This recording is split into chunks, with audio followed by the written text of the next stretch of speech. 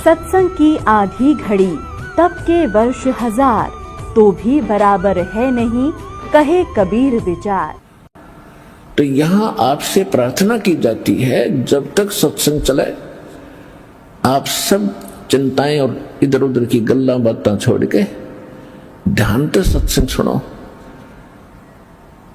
चाहे कोई रोगी है, चाहे कोई संकट है किसी प्रकार का, आप एकाग्रचित्त होकर सत्संग सुनोगे तो राहत मिलेगी और ये ज्ञान ग्रहण होगा। इस ज्ञान से आपको 70% लाभ तो ज्ञान से मिलेगा, जो आज तक किसी को ज्ञान नहीं है। ये वो ज्ञान आज मैं बताने आया हूं। तो क्या बताते हैं कि इसके इस तत्व ज्ञान को समझने के लिए धर्मदास ये सृष्टि रचना का सुनना, इसको समझना और कंठस्थ याद करना बहुत आवश्यक है। और ये जो ज्ञान मैं तुझे बताऊंगा, ये जन जन को समझाना, इस ज्ञान से सबकी बुद्धि ठीक होगी, समझ में आएगी और अपने मूल मालिक को वो पहचान पाएंगे। नहीं तो युग बीत के, कितने युग हो गए हमें जन्मते और मरते को तुम्हें, और ना बेरा कितने को और कष्ट में जीवन तुमने भोगे हैं, आगे भी भोगते रहोगे जब तक इस मार्ग को ग्रहण नहीं करोगे। धर्मदास जी कहता है, प्रभु गीता जी के अध्याय नंबर 11 के मंत्र नंबर 32 में ये खुद कह रहा है प्रभु कि मैं काल हूं, सबको खाने के लिए आया हूं। परमेश्वर ने कहा कि श्री कृष्ण काल नहीं थे धर्मदास, तो वो काल कैसे कह रहे हैं अपने आप को? गीता जी का ज्ञान किसने कहा? गीता जी का ज्ञान किसने बोला? धर्मदास जी ने कहा कि श्री कृष्ण भगवान ने। परमेश्वर ने कहा कि नहीं, श्री कृष्ण भगवान ने गीता जी का ज्ञान नहीं कहा। श्री कृष्ण जी को तो पता नहीं मैंने गीता में कहा क्या था। महाभारत द्वितीय भाग प्रश्न नंबर 667 नए में और प्रश्न नंबर 1531 पुराने में लिखा है कि महाभारत के उपरांत भगवान श्री कृष्ण राजा युधिष्ठिर को गद्दी सौंप के इंद्रप्रस्थ की राजगद्दी पर बैठा करके कुछ दिनों के उपरांत द्वारका जाने की तैयारी की। सभी ने मिलकर प्रार्थना की कि हे भगवान, हमें एक सत्संग सुना कर जाओ ताकि हम आपके उपदेशों के आधार पर अपना जीवन भी सफल करें और कोई जीवन में गलती ना कर दें। आप हमारे गुरु हो, क्योंकि भगवान श्री कृष्ण पांडव और यादव के धार्मिक गुरु थे। भगवान श्री कृष्ण ने वो स्थान और समय निहित कर दिया। निश्चित स्थान पर सत्संग प्रारंभ होना था। उससे पूर्व अर्जुन और श्री कृष्ण घूम रहे हैं, श्रोतागण आकर के बैठ रहे हैं, अपना अपना स्थान ग्रहण कर रहे हैं। तब अर्जुन ने कहा कि प्रभु, वही गीता जी का ज्ञान हमें फिर सुनाना जो आपने मुझे युद्ध के दौरान सुनाया था। मैं भूल गया बुद्धि दोष के कारण। भगवान श्री कृष्ण ने कहा कि अर्जुन, तू बड़ा बुद्धिहीन है, तू श्रद्धाहीन है, ऐसे अनमोल ज्ञान को तूने याद क्यों नहीं रखा? फिर स्वयं कहते हैं कि अर्जुन, मैं उसको अब ज्यों का त्यों पुनर् नहीं बता सकता, मुझे याद नहीं। विचार कीजिए धर्मदास जी, परमात्मा कह रहे हैं कि वक्ता कह रहा है कि मुझे याद नहीं, और श्रोता को कह रहा है कि तूने बुद्धिहीन याद क्यों नहीं रखा। इति सिद्धम के श्री कृष्ण ने ये गीता जी का ज्ञान नहीं कहा था। गीता जी का ज्ञान किसने बोला था? काल ने बोला था। ये ज्योति निरंजन है जो ब्रह्मा विष्णु महेश का पिताजी है। इसने कसम खाई है कि मैं व्यक्त रूप में किसी के सामने अपने ओरिजिनल रूप शरीर में नहीं आऊंगा। जो गीता जी के मैं अपना विराट रूप दिखाया है वो इसका वास्तविक स्वरूप है। जो गीता ज्ञान देते समय अपना विराट रूप दिखा करके अर्जुन को कहा था कि देख, ये है मेरा वास्तविक स्वरूप, ये तेरे से पहले ना किसी ने देखा और ना फिर कोई देख सकता, ना किसी वेदों में वर्णित विधि से, ना किसी जप से, ना तप से, ना क्रिया से मुझे प्राप्त नहीं कर सकता। गीता जी के 7वें अध्याय के 24वें श्लोक में लिखा है कि ये मेरा अटल नियम है कि मैं कभी किसी के सामने व्यक्त रूप में, इस मेरे वास्तविक रूप में कभी प्रकट नहीं होता। ये मेरा घटिया नियम है। और ये बुद्धिहीन लोग मुझे कृष्ण मान रहे होंगे, मैं कृष्ण नहीं हूं, मैं अपनी योग माया से छुपा रहता हूं। 7वें अध्याय के 25वें श्लोक में पवित्र गीता जी में काल कह रहा है।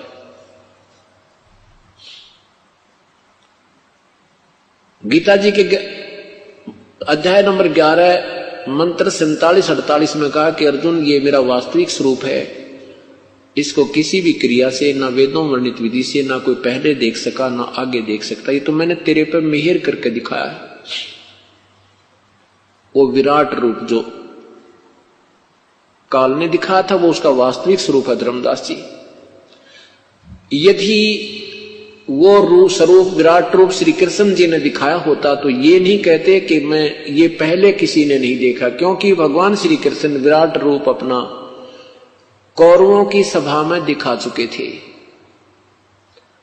जब कौरव पांडवों का आपस में भाई बंटवारा नहीं हो रहा था, उसके लिए भगवान श्री कृष्ण 3 बार शांति दूत बनकर गए थे।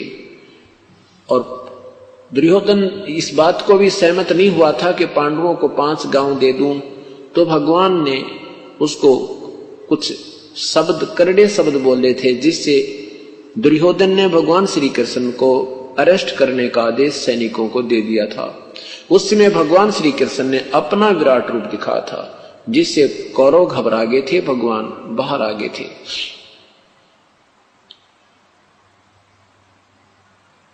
विचार कीजिए धर्मदास, ये भगवान श्री कृष्ण ने गीता जी का ज्ञान नहीं कहा। धर्मदास जी ने प्रश्न किया कि भगवान, गीता जी का ज्ञान इसलिए दिया गया था कि अर्जुन अक्षत्रिय धर्म का पालन नहीं कर रहे थे।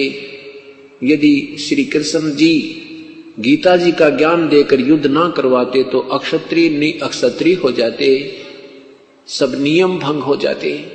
भगवान परमेश्वर ने कहा, पूर्ण ब्रह्म ने कहा कि अर्जुन ऐसा भी नहीं है। श्री कृष्ण जी ये अनर्थ नहीं कराना चाहते थे। वो तो 3 बार प्रार्थना करने के लिए गए थे, कौरव और पांडवों से बहुत विनय की थी। अंत में ये भी कह दिया था कि मैं हथियार भी नहीं उठाऊंगा, एक तरफ मेरी सेना होगी, एक तरफ मैं होऊंगा, मैं हथियार नहीं उठाऊंगा, कसम खाता हूं। क्योंकि परमात्मा चाहते थे, श्री कृष्ण जी चाहते थे कि ये जुल्म ना हुए। ये तो धर्मदास काल की कलाबाजी थी भाई। जैसे मथुरा में कंस वध होने के उपरांत राजा अग्रसेन जी ने अपने दोहते श्री कृष्ण जी को मथुरा की बागडोर संभाल दी थी। भगवान श्री कृष्ण छोटी आयु के थे। एक काल्यवन नाम का एक राजा को पता लगा कि मथुरा का शासक एक बहुत ही बालक सा बैठा है और उस मथुरा को मैं हड़प लेता हूं, मथुरा को मैं प्राचीन कर देता हूं। इस उद्देश्य से 18 करोड़ सेना लेकर के श्री कृष्ण जी के ऊपर, मथुरा के ऊपर उस काल्यवन ने चढ़ाई कर दी। उससे कुछ ही दिन पूर्व नारद जी ने आकर के भगवान श्री कृष्ण को बताया था कि भगवान यहाँ एक गुफा है निकट ही, उसमें एक मुचकंद नाम का राक्षस राजा रहता है। उसके अंदर एक सिद्धि है कि वो 6 महीने सोता है, 6 महीने जागता है। जब वो जागता है तो युद्ध ही करता रहता है और सोता है तो उसको कोई उठा दे बीच में कच्ची निद्रा से, तो उसके अंदर एक सिद्धि है कि उसकी आंखों से अग्निबाण छूटते और सामने वाला का तुरंत वध हो जाता है। वो छुप कर सोया हुआ है। श्री कृष्ण जी को ये बात नारद जी के द्वारा बताई हुई याद थी। उधर से 18 करोड़ सेना लेकर के वो काल्यवन आ जाता है और श्री कृष्ण जी को युद्ध के लिए ललकारता है। अब 18 करोड़ सेना, वहां मथुरा की सारा 18 करोड़ जनता भी नहीं थी। श्री कृष्ण जी ने सोचा भी ये तो बात बिगड़ जाएगी, ना जाने कितने सैनिक, हिंसा हो जाएगी, और क्यों ना इस काल्यवन का वध मैं मुचकंद से करवा दूं। भगवान ने अपना अक्षत्रिय धर्म त्याग के और श्री उस काल्यवन को ललकारा कि आजा काल्यवन मेरे साथ, उतर रथ से नीचे। अब काल्यवन नीचे उतरा तो भगवान रथ छोड़ के भाग लिया। अपना क्षत्रिय धर्म भूल गए भगवान उस विनाश को बचाने के लिए, और उस गुफा में प्रवेश कर गए जिसमें मुचकंद सोया पड़ा था। गुफा के अंदर जाकर के अपना पीतांबर, जो अपना पीला कपड़ा सा एक चद्दर साथ रखा करते थे, उस पीतांबर को मुचकंद के ऊपर उड़ा दिया, सोए हुए मुचकंद पर उड़ा दिया, और आप आगे चले गए, गुफा में गहरे चले गए। कौन? भगवान श्री कृष्ण।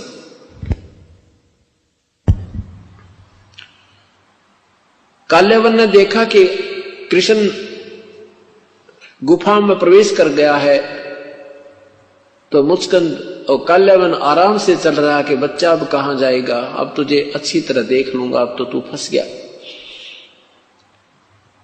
आगे जाकर देखा कि एक व्यक्ति सोया पड़ा है। उसने मुचकंद को श्री कृष्ण जानकर कहने लगा, अरे कायर, तू मेरे से डर के यहां के छुप के सो गया। मुचकंद की टांग पकड़ के और मरोड़ दी श्री कृष्ण जान के। अब मुचकंद की निंद्रा भंग हुई, उसमें एक सिद्धि थी, आंखों से अग्निबाण छूटे और काल्यवन वहीं ढेर हो गया, मर गया। अब श्री कृष्ण जी ने पकड़ कर उस मुचकंद के पैर और घसीट कर लाया, बाहर उनकी सेना के सामने पटक दिया। राजा की हार सेना की हार मानी जाती थी, राजा की मृत्यु सेना की हार मानी जाती थी। तो सभी सैनिकों ने, काल्यवन के सैनिकों ने अपने हथियार डाल दिए और अपने राजा का शव लेकर चल पड़े और कह गए कि कृष्ण जी हम फिर आएंगे, अब तुझे बख्शेंगे नहीं, अपना नया राजा नियुक्त करके। श्री कृष्ण जी ने सोचा ये तो पागल इंसान है, ये फिर आएंगे, फिर झगड़ा होगा। इसलिए विश्वकर्मा को जी को बुला करके कहा, विश्वकर्मा एक ऐसा स्थान ढूंढ ले कि तब उस समुद्र में जो तीन तरफ से पानी हो, समुद्र हो, एक रास्ता हो, एक द्वार हो, उस द्वारिका, एक द्वार वाली नगरी श्री विश्वकर्मा जी ने भगवान श्री कृष्ण के आदेश से तैयार कर दी। उधर से भगवान ने अपना सारा बोरिया बिस्तरा लाद के और प्रस्थान कर दिया, सारी मथुरा खाली कर दी और द्वारका में पहुंच गए। तो धर्मदास जी को भगवान कह रहे हैं कि धर्मदास विचार करो इन बातों पे। श्री कृष्ण ये विनाश कराना नहीं चाहते थे। जब स्वयं वो अपने अक्षत्रिय धर्म को छोड़ सकते हैं, क्या दूसरे को अक्षत्रिय धर्म की आड़ में विनाश करवा सकते हैं? ललकार उसको तैयार कर सकते हैं, प्रेरणा दे सकते हैं। धर्मदास सुन्न हो गया, तेरे की सचमुच हम रोज पढ़ते थे इन कथाओं को, पर ये जोड़ जुगाड़ मारे तो जुड़ा नहीं। देखो पुण्यात्माओं, जैसे किसी दुकान में सारे स्पेयर पार्ट रखे और जेन्युइन रखे, लेकिन उनको जोड़ने वाला इंजीनियर ना हो तो न गाड़ी बन सकती है, ना को इंस्ट्रूमेंट बन सकता है।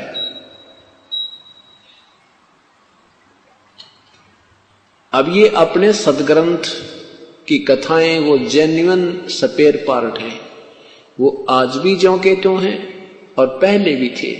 अब इन महापुरुषों ने इनका जोड़ जुगाड़ जोड़ नहीं सके, इसलिए वो तत्व ज्ञान नहीं प्राप्त हुआ।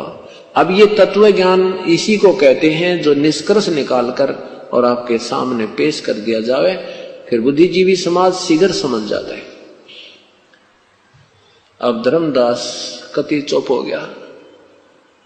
परमात्मा कहते हैं धर्मदास श्री कृष्ण जी के पास आकर के पशु पक्षी भी प्यार पाते थे, वो काल नहीं था। और काल तो वो था जिसके दर्शन करके अर्जुन जैसा योद्धा कांप रहा और कहता है भगवान अपने इस विराट रूप में समेट के अपने चतुर्भुज रूप में मुझे दर्शन दे दो, मैं तो बहुत घबरा गया हूं, मेरा तो हार्ट अटैक होने वाला है। तब उस काल ने अपना वो विराट रूप समेटा, फिर चतुर्भुज रूप दिखाया, विष्णु रूप, क्योंकि ये काल महाब्रह्मा महाविष्णु महाशिव रूप भी बनाता है। वैसे ये 1000 भुजा का भगवान है, ये 2 भुजा भी बना सकता, रख सकता है, ये 1000 भुजा तक अपनी तैयार कर सकता है, दिखा सकता है, शो कर सकता है। और ब्रह्मा विष्णु महेश केवल 4 भुजा ही इनके पास हैं, ये 2 भी रख सकते हैं, ये 4 भी बना सकते हैं, ये एक सिद्धि होती है। इनसे ज्यादा ये नहीं रख सकते। इनकी माताजी केवल 8 भुजा बना सकती है, 2 में भी रह सकती है। ये नियम होता है, ईश्वरीय विधान है।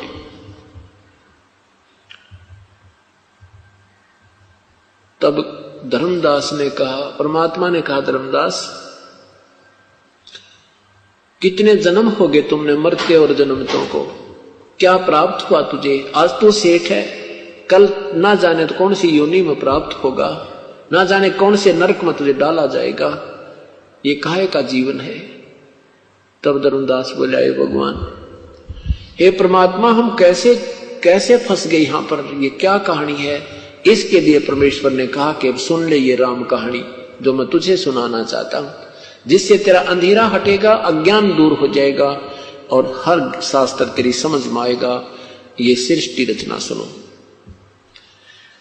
परमात्मा ने कहा कि मैं उस परमेश्वर के आदेश से यहां आया हूं, उस परमेश्वर का तत्व ज्ञान सुनाने के लिए।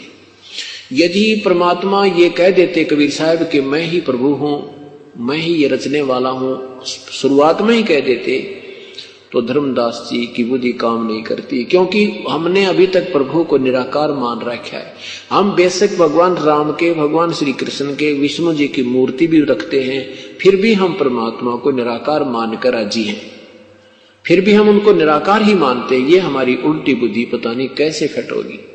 इससे सिद्ध है कि हम जिस भगवानों को पूजते थे वो भगवान उनसे सेटिस्फाई नहीं थे, हम संतुष्ट नहीं थे कि वास्तव में यही फाइनल है। नहीं तो हम बिल्कुल नहीं मानते कि निराकार सामने तस्वीर देखते थे प्रभुओं की। तो कहने का भाव ये क्या है कि कहें कुछ और करें कुछ। अभी तक हमें ऐसे गुरु मिले थे। भाई जो गुरु वचन पे डट गे रकट गे फंद 84 के, कट गे फंद 84 के, रकट गे फंद 84 के। भाई जो गुरु वचन पे डट गे रकट गे फंद 84 के। वस्तु मिली ठोर की ठोर, मिट गई मन पापी की दौड़,